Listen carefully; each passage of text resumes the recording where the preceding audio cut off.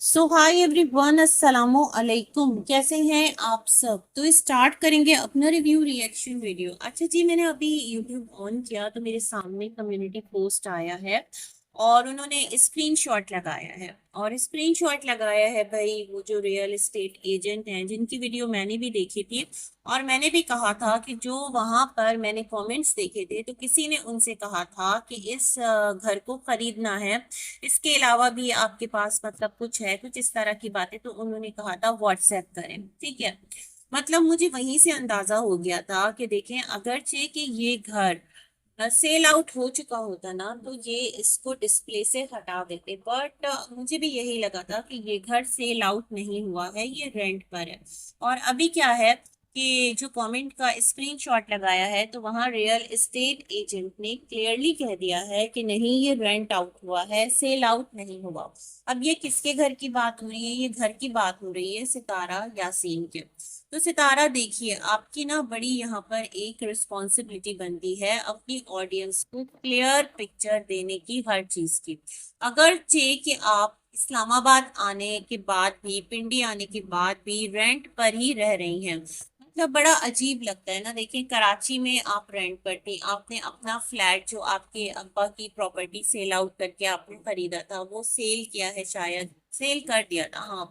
फिर आपने एक और मोहल्ले में मूव किया, वहां से अल्लाह ने आपको वुसअत और दी तो आप बेटर एक पोश एरिया में चले गए। फिर वहां से आपने एक बहरिया कराची में कुछ प्रॉपर्टी खरीदने का सोचा, तो आपको ये भी कहा कि अगर आप खरीदना नहीं चाहते, इन्वेस्ट नहीं करना चाहते तो आप रेंट पर ले लो। बट फिर अचानक आपका फैसला बना कि नहीं, कराची ही छोड़ देना है और इस्लामाबाद मूव करना है। फिर आप लोग वहां मूव कर गए। लोग कितना खुश, हम भी खुश कि माशाअल्लाह सितारा ने न्यू घर लिया है, सितारा का न्यू घर मिला। और उस घर को देखकर तो सच में बहुत एक्साइटमेंट थी। घर बहुत ही प्यारा था जहां पर सितारा रहती आई थी, जहां पर कि रेंट पर रहने के बावजूद सितारा ने सोलर प्लेट्स लगवाई थी और फाइबर शीट लगवाई थी, बहुत सारी चीजें ऐड करवाई थी just to facilitate her and her family, है ना। वहां पर बहुत सारी चीजें हुई थी। गैलरी कितनी खूबसूरत वहां की थी। घर निस्बतन इस घर के छोटा था, लेकिन वहां की अलग ही खूबसूरती, वहां का अलग ही सुकून था। जो एक लिविंग एरिया था वहां का, वहां पर भी हर वक्त चहल पहल रौनक रहती थी।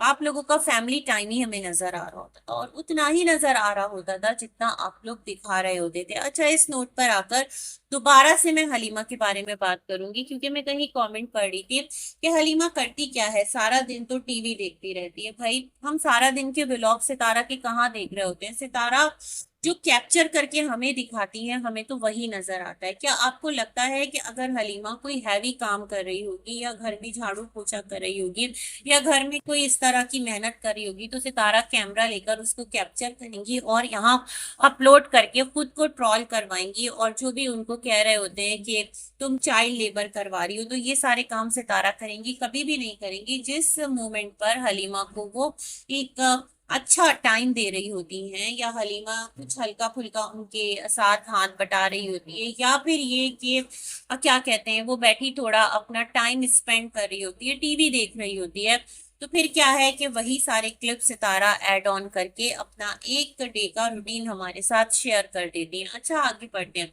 अब क्या है सितारा, कितना अच्छा और कितना एक बेटर आपका डिसीजन होता कि आप कहती कि हम यहाँ आने के बाद भी रेंट पर हैं।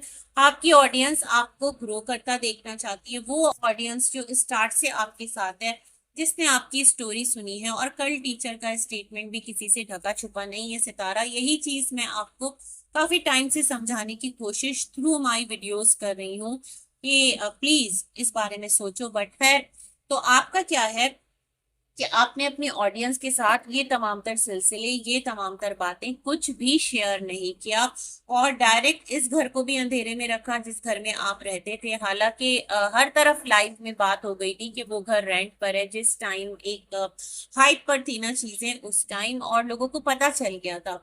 और अभी भी आप रेंट पर ही गए हैं, लेकिन आप जिस तरह से एक फील दे रहे हैं, वो ये फील आ रहा है कि आपने घर खरीदा। देखिए, आपके घर खरीदने से किसी को कोई तकलीफ नहीं है, बल्कि हमें खुशी होगी कि माशाअल्लाह आप प्रॉपर्टी बना रही हैं, क्योंकि मिस्टर साजिद ने भी कहा था कि हम प्रॉपर्टीज खरीदेंगे। तो अल्लाह हर एक को तौफीक दे, हर इंसान को जो कि इस दुनिया में है, फैमिली है, जो कि चाहते हैं कि वो अपना घर जो है ना उनको मिल जाए। और इतना घर आज के दौर में खरीदना बनाना एक नॉर्मल इंसान के लिए प्रैक्टिकली पॉसिबल ही नहीं है, चाहे हस्बैंड एंड वाइफ मिलकर भी काम क्यों ना कर लें, क्योंकि महंगाई बहुत है और बहुत मुश्किल है ना। इंस्टॉलमेंट्स पर अगर ले लिया तो ले लिया, या फिर अल्लाह जिसको नवाज दे, क्योंकि अल्लाह के खजाने में किसी चीज की कमी नहीं है। हर बंदे को वही नवाजता है, जो उसको पुकारता है उसे भी वही नवाजता है, जो उसको नहीं पुकारता उसको भी वही नवाजता है, क्योंकि वो तो रहमान और रहीम है। तो ये सारे मामलात हैं। बट सितारा, आपने चीजों को एकदम छुपा के रखा, एकदम पर्दे में रखा। क्या ये अपने ऑडियंस के प्रति और उनके लिए आपकी जो एक ऑनेस्टी है वो है? मेरे ख्याल में ऑनेस्ट रहना चाहिए और क्लियर रहना चाहिए। ये चीज आपकी क्रेडिबिलिटी और आपकी जो एक इन्फ्लुएंसरशिप है ना उसको मजीद स्ट्रॉन्ग करती है, और लोग आपसे मजीद इम्प्रेस होते हैं, है ना। तो खैर, अब देखिए, जो चीजें आपके बताने की थी वो चीजें किस तरह से जो रियल एस्टेट का एक पेज है वहां से लोगों को पता चल रही हैं और लोगों के नॉलेज में आ रही हैं। अच्छा जी, मुझे एक कमेंट आया है, मैंने कहा मैं इस पर बात कर लूं। उन्होंने कहा, तुम भी क्या सोचती हो, जो हाजी चाचा हैं, अगर उस टाइम, जिस टाइम के हाजी चाचा मतलब मुर्दा डिक्लेयर कर दिए गए थे, आज से कितने साल पहले का जिक्र है, 4 साल पहले का जिक्र है, या नहीं नहीं 3 साल तो हो गए अप्रोक्सीमेटली ना। तो ये वो इसलिए खामोश थे क्योंकि उनका चैनल नहीं था। अगर उनका चैनल होता तो मजाल है कि वो चुप होकर बैठे। तो मैं सोच रही थी कि वो तो पीक टाइम था उनके चैनल बनाने का। वो कहते, भैया सलमा ने चैनल बना लिया है और हाँ, हर एक चैनल बना रहा है, तो मैं भी क्यों ना चैनल बनाऊं, मैं भी चैनल बना लेता हूँ और मुझे भी चैनल बना के व्यूज लेने। उस वक्त तो निस्बतन उनमें ताकत, एनर्जी भी ज्यादा होगी। उस वक्त कोविड भी नहीं आया था, है ना। तो ये तमाम तर सिलसिले थे, या कोविड आ चुका था, यस कोविड तो आ चुका था, कोविड के बाद ही तो ये तमाम तर चीज हुई है। सॉरी, वो मेरे एकदम जहन से निकल गया था। तो नहीं नहीं, ये रीजन नहीं है चाचू हाजी के खामोश रहने का, क्योंकि उस टाइम अरबी ने वीडियो बनाया था और वहां पर ये सितारा एंड फैमिली और सलमा की सारी फैमिली और खुद अरबी बैठा था, उनको ब्लर कर दिया था और कहा था फैमिली के साथ खाना। तो मतलब अरबी भी अपना चैनल लेकर आ रहा था, तो अरबी ने भी अब्बा को नहीं दिखाया। मतलब सोचिए ना कि किसी ने भी अब्बा को नहीं दिखाया। क्यों नहीं दिखाया, मुझे रीजन बताइएगा। रीजन इसके पीछे लॉजिक क्या है अब्बा को छुपाने की? लॉजिक सिर्फ और सिर्फ एक थी, और वो ये थी कि जो अम्मी है उनको यहाँ पर बेवा के तौर पर दुनिया के सामने रखना था। अम्मी की जो मजीद एक आगे शादी थी उसको हाइड करके रखना था। और मैं समझती हूँ कि ये चीज थोड़ा सा ना रॉन्गली चली गई। अगर आप तरीके से बता देते ना इस चीज को कि अब्बू की डेथ के बाद अम्मी ने चाचू से शादी कर ली थी, तो ये कोई बहुत बड़ा गुनाह नहीं था। मतलब जो चीज शरन जायज थी, जो चीज कानूनन जायज थी, उसको बताने में क्या मुजायका था। तो मेरा अभी भी यही पॉइंट ऑफ व्यू है। दूसरा, मैं ये समझती हूँ कि जो चाचू है ना, उनको क्या सलमा रखना नहीं चाहती, ये भी एक सवाल है। क्योंकि अब जिस तरह से कहानियां निकल निकल कर आ रही हैं और कहानियां फैलाई जा रही हैं, इसी तरह से यहाँ पर चीजों को ना, रूमर्स को, इस फैमिली से रिलेटेड बातों को कंट्रोवर्शियल करके इस तरह से फैलाया जाता है कि फिर उस कंट्रोवर्सी पर हम सब इंटैक्ट हो जाते हैं और कहीं ना कहीं अपनी राय रखना चाहते हैं। तो मुझे नहीं लगता भाई सलमा के चाहने ना चाहने से क्या फर्क पड़ता है। वहां पर जो चाचू हाजी हैं उनकी आपने वीडियो देखी होगी, उन्होंने कहा था कि वो ड्राइविंग के उस पर हैं और उनका जो इलाज मुआवजा है वो उनके उस इकामे की बेसिस पर, जो कि ड्राइविंग वहां कोई जॉब करते थे, क्या करते थे, उसके बेसिस पर सब कुछ फ्री है, सब कुछ उनको फैसिलिटी मिलती है। ना उनका बेटा कोई इलाज करवाता है, ना उनकी बहू कोई पैसा खर्च करती है। मतलब उनका जो भी कुछ सिलसिला राब्ता जाब्ता है ना वो फ्री है, वो किसी पे बर्डन नहीं है। अब मैं आपको एक कहानी सुनाती हूँ, आप जरा गौर से सुनिएगा। कहानी ये थी कि एक दफा मैंने काफी टाइम पहले एक डाइजेस्ट में एक नॉवेल पढ़ा था। तो जो ससुर थे ना, वो घर में होते थे, है ना, और बहू और इस तरह से बेटा उनकी अपनी फैमिली की। सास की डेथ हो गई थी, तो ससुर जो है ना वो बहुत ज्यादा खुद को अकेला फील करते थे।